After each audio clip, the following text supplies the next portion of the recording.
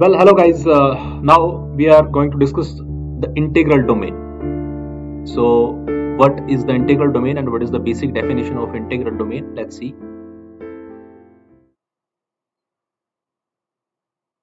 चीजें बहुत छोटी छोटी हैं बट कंसेप्ट को डेवलप करने के लिए बहुत इंपॉर्टेंट भी है। तो बच्चों, इंटीग्रल डोमेन को समझने से पहले हमें जो हमारी रिंग है उसके बारे में बिल्कुल क्लियरेंस होना चाहिए कि रिंग क्या है और कम्यूटेटिव रिंग क्या है। तो इसकी जो डेफिनेशन है वो एक्चुअली क्या कहती है, देखिए।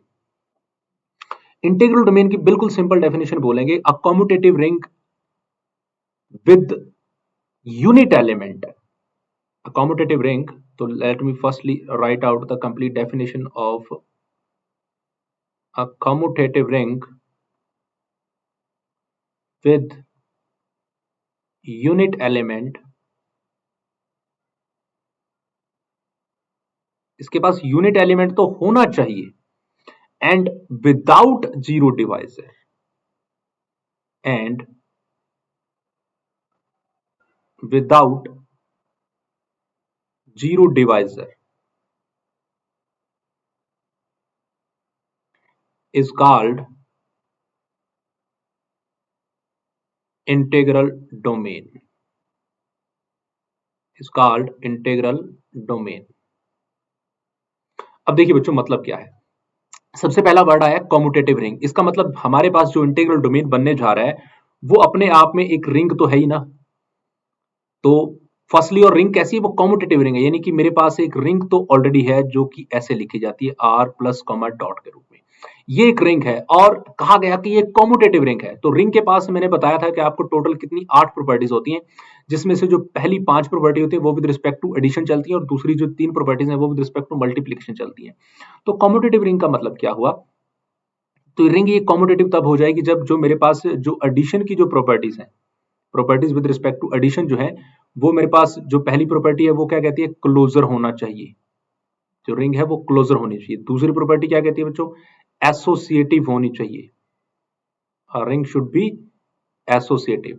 And the third property is what, that is existence of identity होनी चाहिए यहाँ पे। और फोर्थ इज इनवर्स होना चाहिए।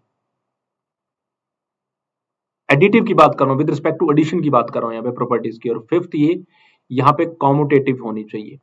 तो कॉम्यूटेटिव प्रॉपर्टी है बट ये विद रिस्पेक्ट टू एडिशन चल रही है। इसीलिए जब मैं विद रिस्पेक्ट टू मल्टीप्लिकेशन की बात करूंगा, विद रिस्पेक्ट टू एडिशन हुए जो ये प्रॉपर्टीज हैं, और कुछ प्रॉपर्टीज हमारे पास 3 properties with respect to multiplication चलती हैं, जिसमें पहली प्रॉपर्टी क्या है, ये भी क्लोजर ही होनी चाहिए, और दूसरी प्रॉपर्टी है मेरे पास एसोसिएटिव होना चाहिए, एसोसिएटिव। और थर्ड प्रॉपर्टी थी मेरे पास डिस्ट्रीब्यूटिव की। तो यहां तक तो ये रिंग बनी बच्चों, ठीक है, ये रिंग है। बट मुझे रिंग को क्या बताया गया कि आप इंटीग्रल डोमेन एक कॉम्यूटेटिव रिंग को बोलोगे तो पहली तो वो कॉम्यूटेटिव होनी चाहिए, और कॉम्यूटेटिव होने के लिए यहाँ पे इस फोर्थ प्रॉपर्टी और आएगी जो होगी कॉम्यूटेटिव, और commutative with respect to multiplication वाली।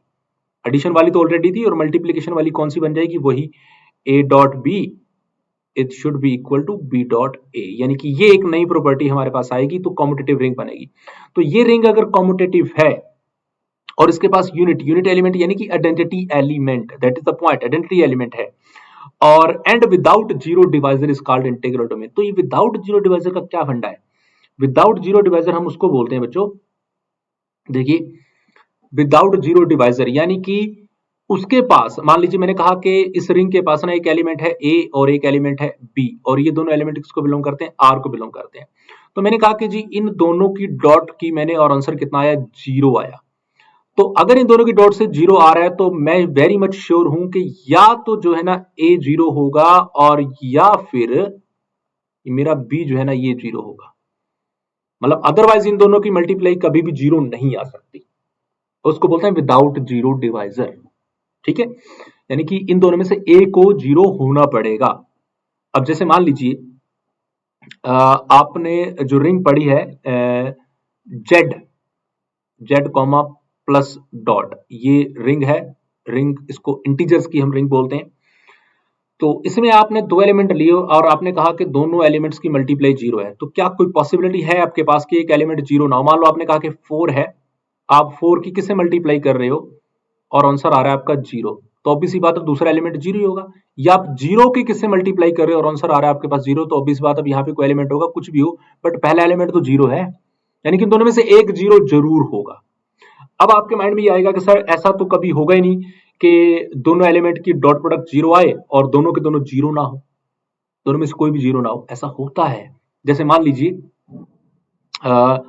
एक सिंपल से एग्जांपल से आपको बताऊं मैं कि आपने जो ग्रुप के अंदर भी जो लॉजिक पढ़े थे,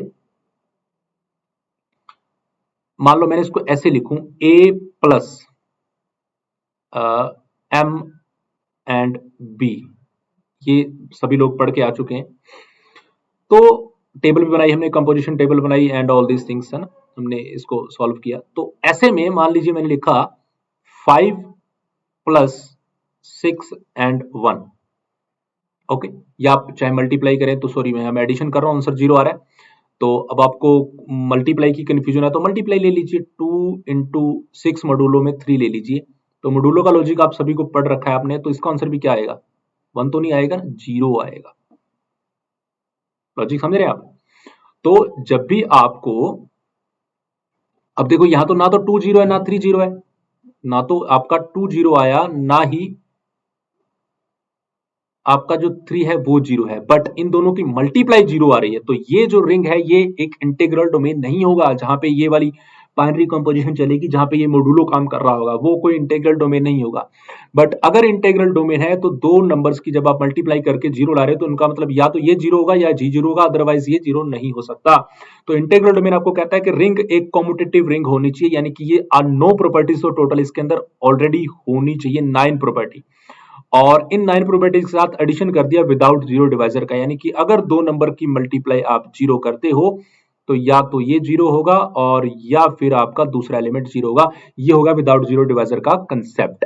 ओके, तो ये एक एक्स्ट्रा चीज इसमें डाल दी गई। तो नो प्रॉपर्टीज और ये एक एक्स्ट्रा चीज मिलकर क्या बनाएंगी, इंटीग्रल डोमेन बनाएंगी। तो इंटीग्रल डोमेन एक रिंग ही होता है, बट एक कॉम्पिटिटिव रिंग होता है और उसके पास ये एक स्पेशल केस भी मिलता है। तो that is the concept of integral domain.